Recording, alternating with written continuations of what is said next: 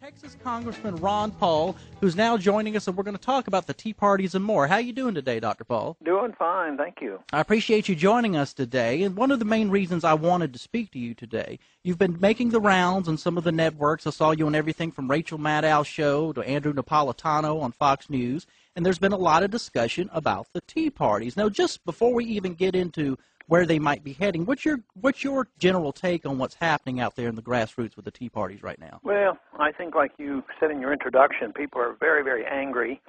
I think they're recognizing that at least the federal government has failed in its efforts to fulfill any of their promises.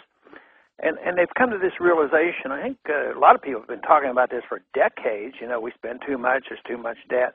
But it's come to the realization, I think it was this financial crisis that we got into a year and a half, 2 years ago, that has brought it to attention. And since then, the people have been very upset.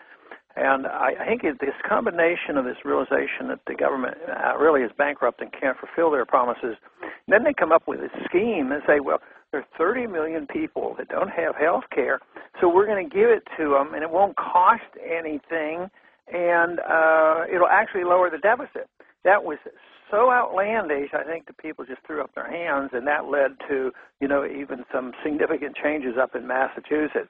So the big problem is that the people who are unhappy are pretty unified on where the trouble is, but they're not unified on exactly how we got here, what we should do about it, what our priorities are.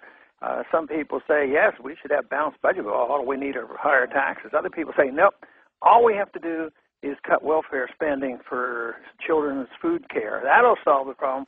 And then others want to talk about foreign policy, and those are the kind of things I like to talk about the whole thing, the tax system, the spending at home, and the spending abroad.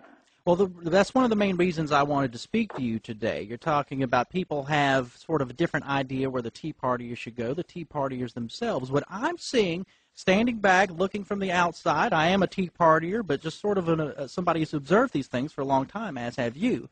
The Republican Party, who by and large have helped get us into this mess, the spending with George W. Bush, whether foreign spending or domestic spending, expanding No Child Left Behind, expanding Medicare, have gotten us into this problem, this morass we're in today, this overwhelming problem. And it's not just Obama. People want to say that. It's the last administration. It's the Republican Party. What I'm seeing with the Tea Partiers, what we call Neoconservatives, that sort of old guard, where every once in a while they might say something about limited government, but really what they want to do is start more foreign wars or expand the wars we're fighting, expand the domestic state. They don't have a problem with that. George W. Bush was a neoconservative president. You're sort of seeing those old Republican hucksters sort of trying to co-opt the Tea Party movement in many ways, but I don't think the Tea Partiers themselves, I don't know if they're solid enough yet philosophically. In other words, I don't know if all of them are where we are, saying, well, these guys are the enemy just as much as the Democrats, and we need to stay away from them. Do you see that happening in the grassroots as well? Yeah, I think so, and I think the political parties are more or less a facade, and then the people who are really upset have to go outside the party, and this Tea Party movement occurred.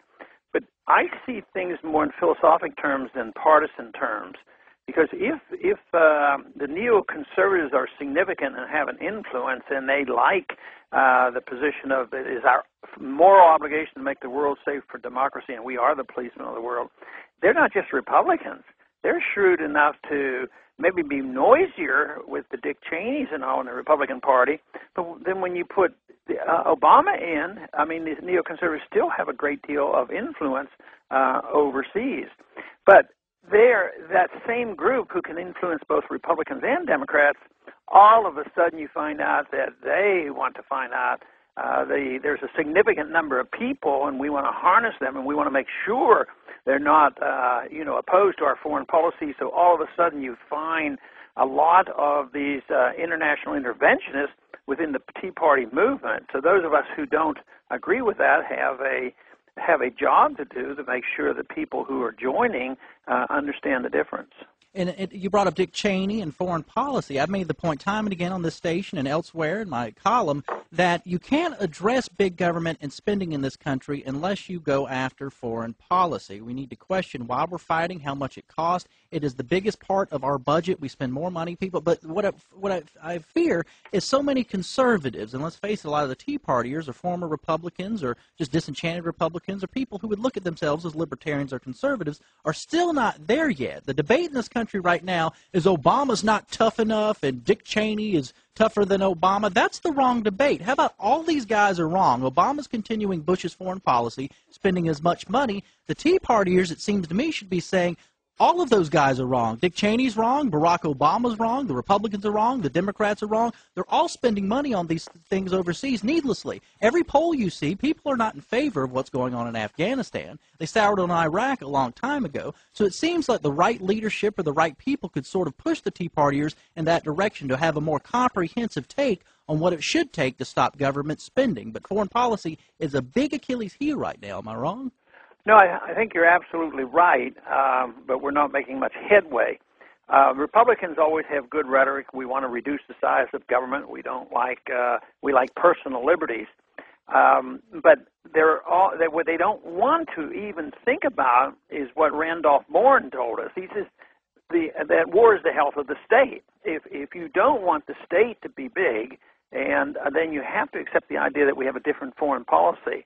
Now, it is true, there's way, way too much spending domestically, but now, it's assumed that it takes us about $1 trillion a year to manage our world empire.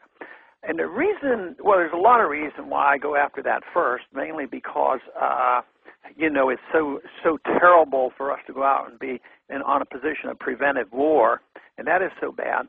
But I still think that it is the best place to go politically. I think it's much easier to attack overseas spending. Like you say, a lot of people aren't happy with what's going on in Afghanistan, but it continues.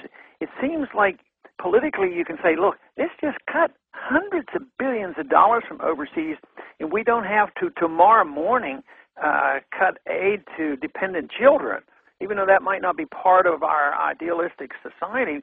If some conservatives say we want to cut, and they want to cut, something at home and forget about the empire, almost a distraction, like the litmus test is, will you immediately cut such and such social program here at home? And I think if we were able to work our way out, we should stop with the supporting of the world empire. But quite frankly, I don't work on the assumption that all of a sudden we're going to have a lot of more people in Washington voting correctly and us work through this gradual system of diminishing spending overseas and get back to a balanced budget. I think what we have to do is make the assumption that we are going to face a horrendous financial crisis because we just can't keep creating new money out of thin air to bail out everybody.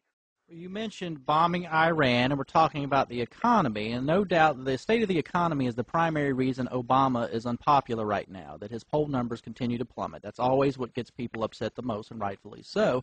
Daniel Pipes, a neoconservative writer for National Review, who I'm sure you're familiar with, wrote an article for National Review Online last week called How to Save the Obama Presidency, Bomb Iran.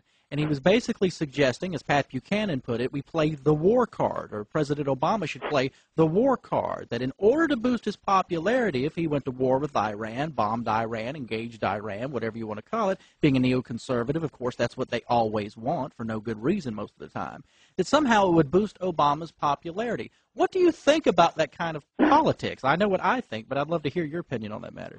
Well, first, it's very, very stupid economics, and it's probably one of the most evil ideas conceivable that people think that going to war is morally justified because it might help our economy. People say this all the time, that the Depression ended with going into World War II, and there was no end of the Depression in World War II. I remember World War II, and things were every bit as bad, if not slightly worse, during World War II. They say, yeah, but everybody was employed. Everybody was employed because they were in the military getting shot at and getting killed. But the country didn't get, out of the Depression until afterwards. So it's very, very bad economics, and it's morally reprehensible to think that you can justify going to war to try to improve your economy. Dr. Paul, I appreciate you being with us here today. I've appreciated what you've done for the last 3 decades and just really fighting the good fight up there on Capitol Hill, and we got a long way to go. So, thank you. Good to be with you. Take care. That's Dr. Ron Paul.